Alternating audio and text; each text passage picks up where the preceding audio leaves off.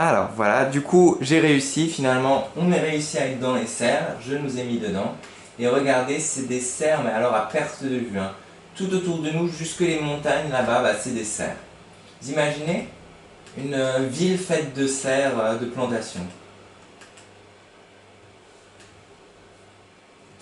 Voilà, bon, il y a beaucoup de grilles, hein.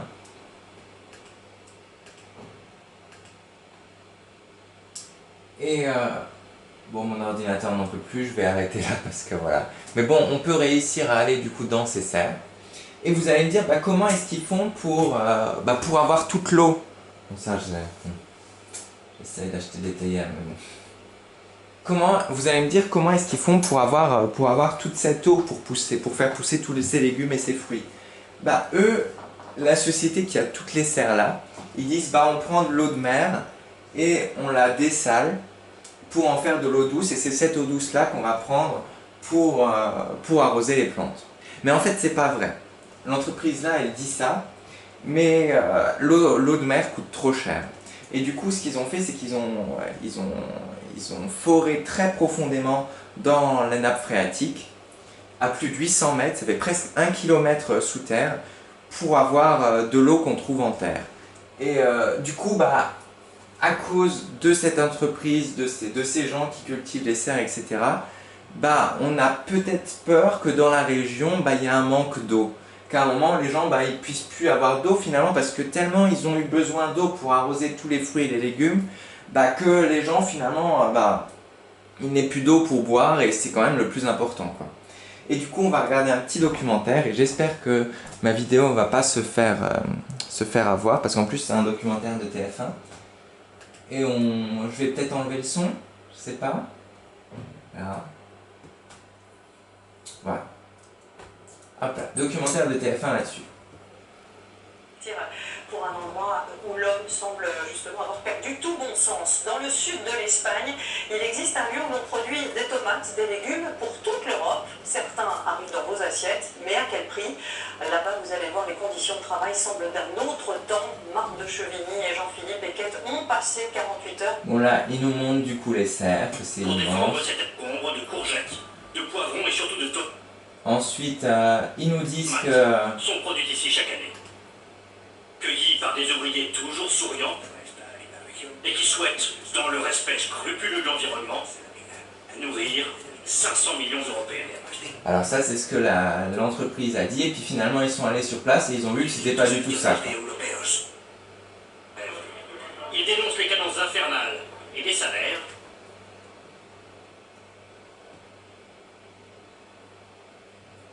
Bon, en gros, les gens sont très mal payés. Et voilà, ils ont dû... Construits par les ouvriers eux-mêmes, avec les rebuts de l'agriculture. Ils viennent chaque matin au bord des routes, la même scène.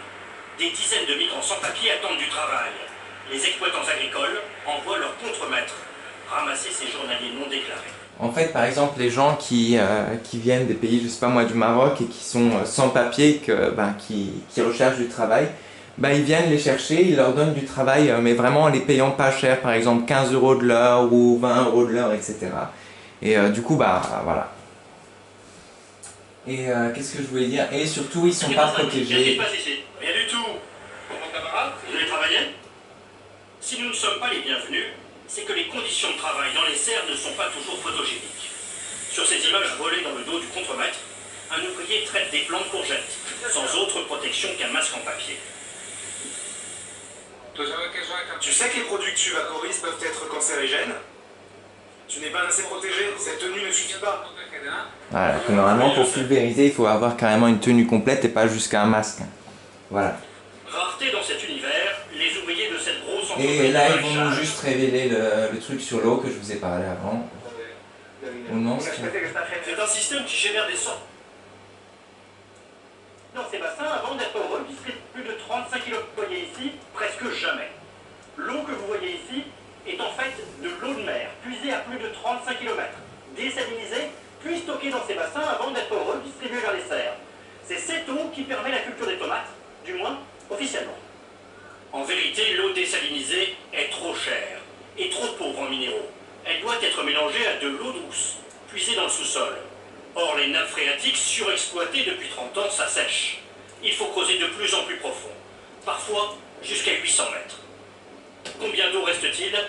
Nul ne le sait, mais les scientifiques l'assurent, la mer de plastique pourrait bientôt mourir de soif.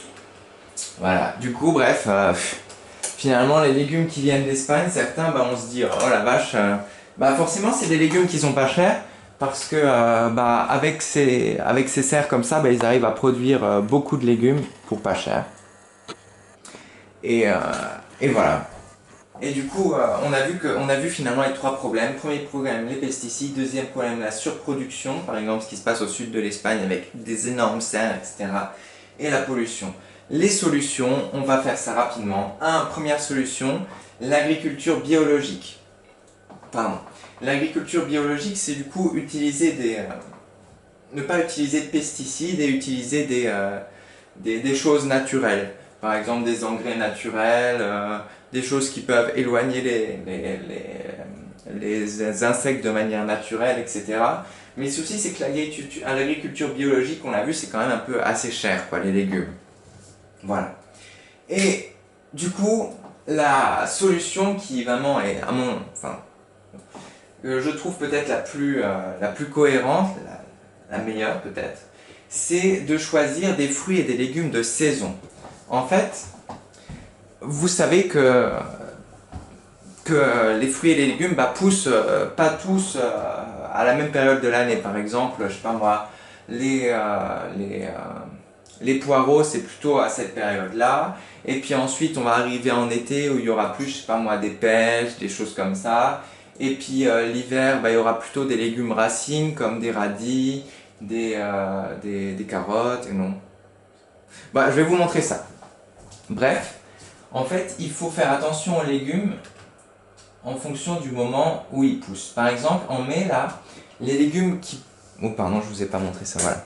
Par exemple, en mai, les légumes qui sont de cette saison, qui sont donc pas trop chers, parce qu'ils poussent facilement, il n'y a pas besoin de serre. Par exemple, on a ici la courgette, les épinards, le chou-fleur, le concombre, etc., le poireau, les radis, etc., etc. Ensuite, si on est plus tard, par exemple, en juillet, on voit qu'il y a par exemple des aubergines, qu'il y a un peu les pastèques, melons, framboises, etc., etc. Et du coup, si on les achète en dehors de cette période, on est sûr qu'ils ont été élevés en serre. Et du coup, voilà, elles seront peut-être plus chères et de moins bonne qualité. Et par exemple, si on arrive, voilà, par exemple l'hiver, là, il y a plutôt des légumes racines. Ouais, navets, betteraves, chou-fleur aussi qui résistent bien au froid, potimarron, tout ce qui est potiron, les courges, etc., etc. Du coup, c'est ces légumes que vous pouvez trouver du coup pas cher et du coup vous renseignez sur les légumes de saison. Chaque saison a ses légumes et en plus ce sera de la meilleure qualité. Et enfin, la solution aussi c'est d'acheter des fruits et des légumes de la région. Par exemple, vous savez, dans la région, il y a une marque qui s'appelle les fruits et les légumes d'Alsace. Voilà, du coup, ça permet de ne pas polluer parce que les légumes, sont produits proches de chez nous. Et voilà. Et dernière chose, je sais pas si je vais vous en parler un tout petit peu, mais c'est de la permaculture. La permaculture, c'est quelque chose d'un peu nouveau depuis ces dernières années. En fait, c'est faire de l'agriculture de façon très réfléchie. Par exemple, on plante, je sais pas moi, des choux. Et à côté de ces choux, on sait que les choux ils sont attaqués par je sais pas moi tel ou tel insecte. On sait qu'il y a une fleur qui éloigne cet insecte. Et du coup, les fleurs, on va les mettre à côté pour pas que les insectes ne s'approchent. En fait, c'est vraiment mettre les légumes, les fruits avec les plantes, etc. au bon endroit pour qu'il n'y ait vraiment pas besoin de pesticides et de choses comme ça. Et voilà. Et voilà, ça s'appelle la permaculture, si vous voulez vous renseigner. Voilà. Et du coup, voilà, petit résumé. On produit beaucoup de fruits et de légumes en France, c'est bien. On produit surtout beaucoup de pommes et beaucoup de tomates. On en exporte, mais aussi on en importe chez nous. Et le souci, par exemple, des fruits et des légumes, c'est des fois les pesticides qui peuvent causer des cancers ou qui peuvent être pas bien pour les insectes et les abeilles. La surproduction, par exemple, au sud de l'Espagne, voilà, comme on a vu avant, avec le manque d'eau, etc., etc. la pollution à cause du transport, et les solutions c'est soit l'agriculture biologique, soit les fruits et les légumes de saison, faire attention, bien regarder quelle ou telle saison acheter tel ou tel légume, et la permaculture qui se développe un peu. Voilà. On finit ça avec la leçon, et on va faire tout de suite la suite, c'est-à-dire déjà le silence on dit. À tout de suite.